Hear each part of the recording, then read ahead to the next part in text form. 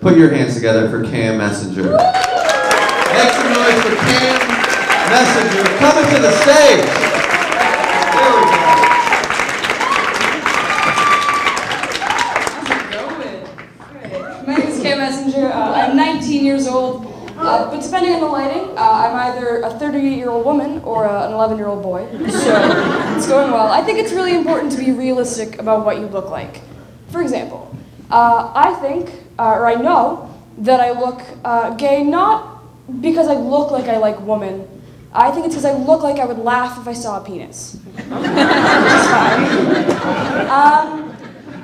My normal aesthetic is like Rachel Maddow after hours. But the other day I was asked to go to a birthday party, and it was dress up. They said, dress classy. So I put on my nicest bow tie, with Christmas trees, obviously, button-down blazer, and I show up, and it turns out classy meant like club classy. So everyone else there was dressed, you know, black bodycon dress, like a Bratz doll. And I was dressed like Baby Bill Nye. So it was fine. I am gay, but I have decided I'm not like functional gay. Like I think a lot of lesbian stereotypes have to do with like being handy and like functional, and I don't fulfill any of them. For example, I was raised in a Home Depot, but I don't know how to use any tools. And I know that I should know a lot about cars, but every time I call an Uber, I can't figure out which one to get into. I do look very butch, but I am just enough of a woman, though, that when I do call an Uber, I shit my pants when they lock the doors. So it's fine.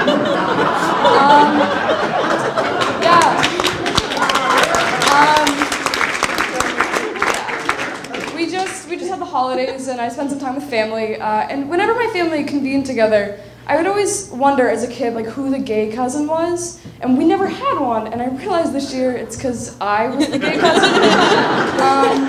Had some revelations. My family's pretty close. I'm an only child, so when it's just the immediate family, it's just me, my mom, my dad. My mom and I are pretty close, you know, mother-daughter, she was a stay-at-home mom, but I don't think that we're as close as she thinks we are. Because I'm a college student now, I live out of state, so I call her every day. But I don't tell her the things about my life that I think that she needs to hear. Like, she doesn't know that I'm failing any classes, or that, you know, last week I got so blackout that I puked on a 2-person sweater. But she does know every ingredient of the salad that I had for lunch yesterday. So we share. I do think that if I did tell her the bad things, though, she isn't listening. Like, I've noticed that my mom is of that class of, like, white suburban mom that she really only ever has, like, one thing on her mind. Like, I could call her and be like, Mom, I'm so sorry, but last week I got so drunk that I puked off the platform of the Uptown 6. And she'd just be like, what? That's nice, dear. I had bread for lunch today, so I think I have to kill myself. Which is fine. She is the kind of mom, though, I didn't realize this was weird until I took her out in public the other day. Very sweet, but whenever we're in, like, a public bathroom, she likes to announce to me which stall she's in, even though I'm a full adult. Like we'd be, like, in an airport bathroom, and there's, like, that wall of stalls, and she'll be like, I'm by the door! And I'll be like, I don't need your help! Or, like, if she happens to be in the stall, like, right next to me, she'll do, like, the 70s peeper wave. Yes.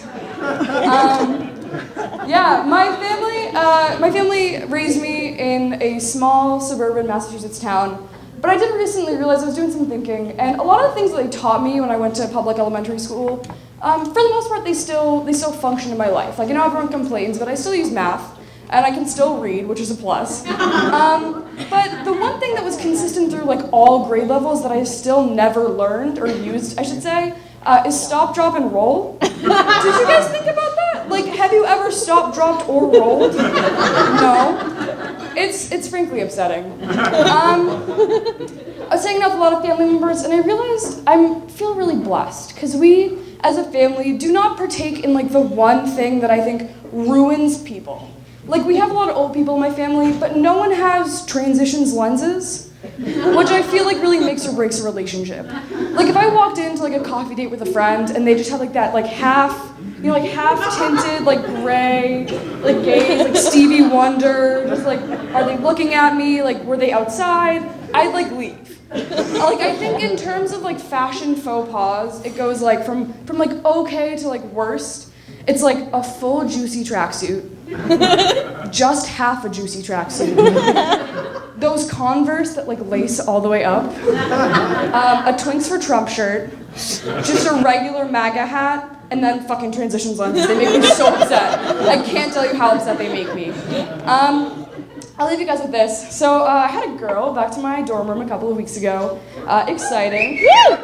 Thank you. But it gets worse. She was a friend from class, and I'd never really seen her with anything other than like a sweater or like a long sleeve t-shirt on. So she takes off her jacket and she's wearing a t-shirt, just like, sleeveless. And I noticed that like right on her bicep she has a tattoo that I've never seen before. And the tattoo really makes or breaks the situation, because it says, just in plain black lettering, yes, comma, and, which, if you're not familiar with like the golden rule of improv, would be like if a real estate agent had a tattoo that said location, location, location. So I'm still single. Thank you guys.